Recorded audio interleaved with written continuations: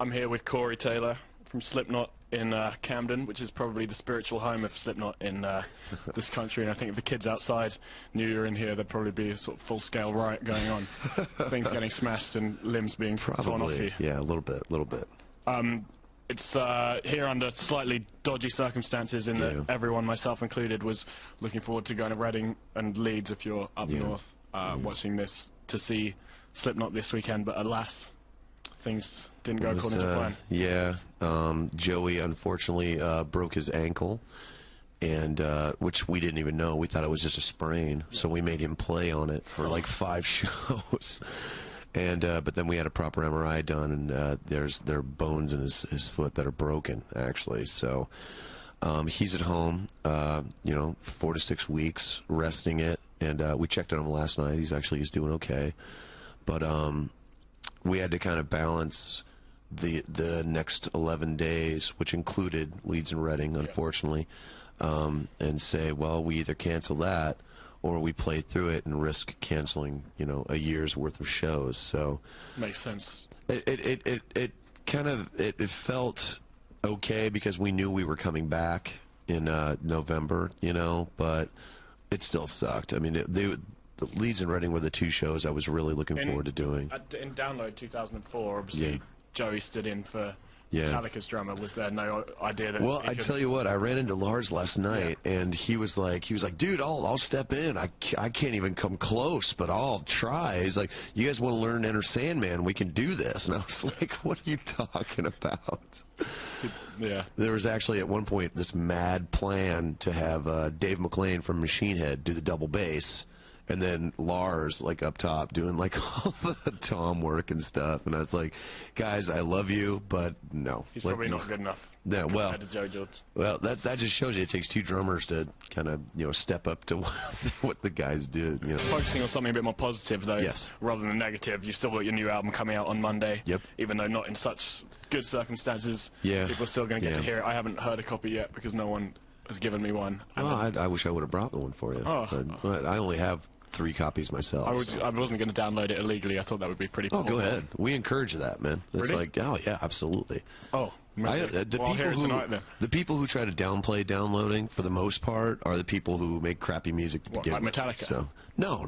That's why I said for the most part. Right. See, that's... Yeah. No, to me, it's... downloading has always been that thing where...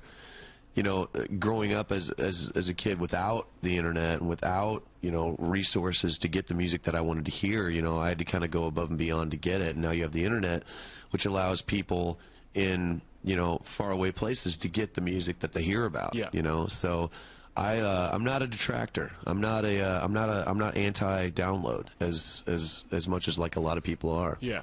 The idea of owning music's almost like the idea of owning a small bird. You can say it's yours, but it can always fly away. Well, and that's the thing. I mean, yeah, it's yours for the most part, but as soon as you release it to the public, it's everybody's, and it's there are easier ways to get stuff done. Let's put it that way. I've heard obviously Psychosocial, and then on your MySpace you've got the title track All Hope Is Gone. Yeah. And I read your recent Kerrang interview that said this is you all sort of felt this is going to be your heaviest album yet, and maybe also your best. But for me personally, I find it hard to believe you'll do something better than Volume 3. Well, Subliminal Verses. It's an amazing album for me, and it's been described as like the OK Computer of the metal world, like the Radiohead album. That's insane. That's awesome. I've read that multiple times, I think, on the internet, and I even wrote it down in my blog because I agree with that sentiment. So cool. Obviously, I'm going to buy the new album, but it'll take something quite a big bit of clout to change my mind. So what can you promise for anyone watching or anyone who's hearing it for the first time? For me, my favorite things about the album are, first of all, it's a top to bottom great album. I listen to it all the time, actually, and I catch myself humming stuff from the album as opposed to stuff that I just listen to on a whim. And the great thing is that for me, and this is just my opinion, the songs are stronger. The performances are razor sharp. Lyrically, it's probably the best stuff I've ever written in my life. Performance-wise, for me, it's probably the best vocals I've ever committed to tape. Just sonically, it just sounds amazing. And the songs themselves are just it really is kind of you know, with every album we've had an evolution, and this time around it was controlling the chaos to the point where the songs breathe, the songs become, you know, the statement and the focus, you know, and you know, being a fan of songwriting, you know, which I think is a lost art for the most part. It made me feel very proud to know that we had some amazing songs, you know, that make this album up. So.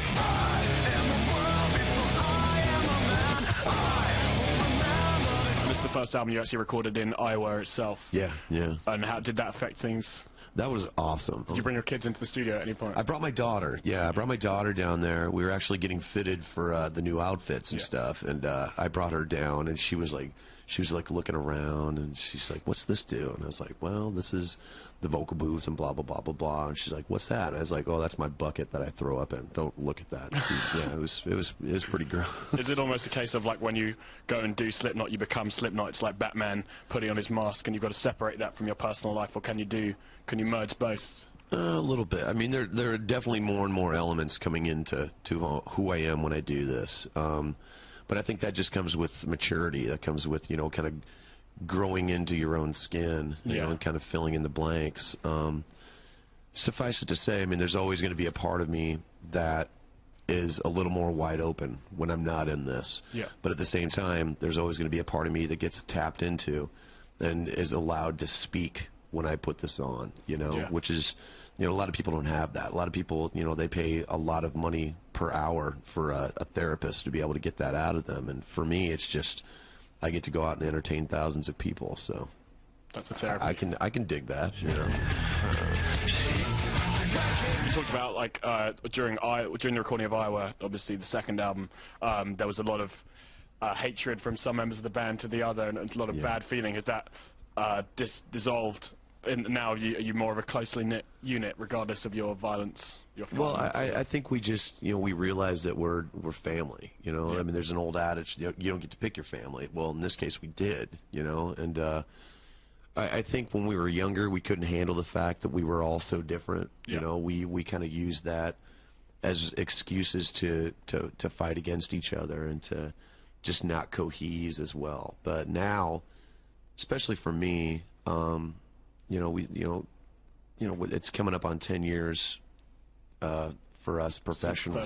Since the first album dropped in '99, and I've realized that a lot of the problem that we had was we were treating each other with the exact same energy that we basically assumed. You know, we didn't stop and realize that we were all changing as people, and we were all evolving as people, and we were all maturing and growing up for the most part. And so for me, like at the outstart of this, I really wanted to not only put out the vibe that I had changed and I had come a long way in my life, but that I realized that everyone had changed, you know. And it took a while for everything to kind of for everybody to figure that out, you know, because everybody was so used to just treating people as they remembered them and not as how they, you know, realize.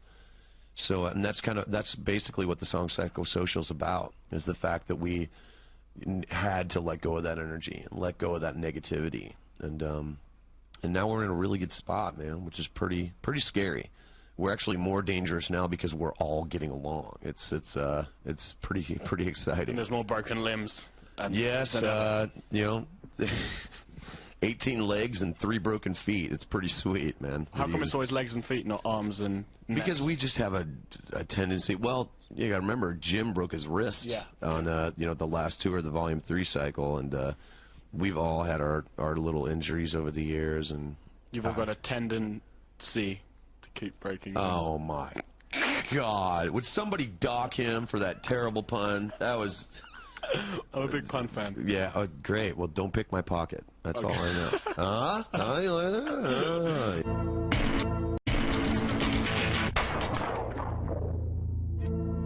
Earlier I mentioned about the crow that you used to have carried around in a jar. The sauce. I heard from one of my more gothy-looking friends at school. What? Fair enough. Yes. He used to wear the people equal shit hoodie on the way home, and I thought it was slightly unsavory at the time, but I grew into it. Oh, there's a philosophy behind it. Well, he used to. Yeah, no, exactly. I'm not trying to be a mom, Yeah. As you would say, Yeah. maybe.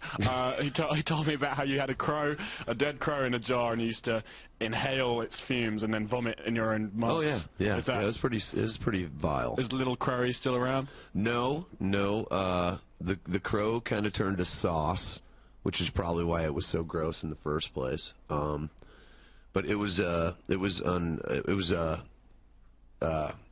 kind of ceremoniously buried in the floor of the old bar that Clown used to own. Does Slipknot have, in terms of input from your label, do you have people coming and telling you need singles, where are the singles, or now have you achieved the freedom? No, I mean, we've never really had that, which I think is a good thing. You know, we don't have them breathing over our necks. I mean, they keep tabs with us, but they have enough belief and confidence in us that they know that, you know, we have a way of writing singles without even realizing that we're writing a single. You know, take Psychosocial, you know, I mean, when that first came together, we were like, this is the first single, and then we played it for the record label, and they're like, well, maybe. We're like, no, this is the first single. Trust us, and if you trust us, it will pay off huge. And luck, you know, suffice it to say, it did. And they came back to us, and they were like, well, you're right. And then of course they were like, well, we knew the whole time. It's like, shut your mouth. It's like Social is more of a sort of chugging, like older metal. Yeah. Sort of like there's a lot of riffing and It's got that good 4 on the floor kind of beat exactly. to it. It's a bit more in the classic idea of the word. It's a bit more metal and maybe a bit less new metal. Though that's probably a phrase you. Well, you know, the only reason we really got saddled with that is because of the time frame we came out. You know, I mean, we never considered ourselves in that genre. You're not hanging out with Fred Durst, high-fiving. No, I actually just avoided him at a Metallica concert about 4 months ago. He was like I had just people coming. I was like, Fred really wants to hang out with you. I was like, I care. Why should I care, really? I mean, seriously? You know, I'm sure he's a really nice guy. God, I'm such a dick. I apologize.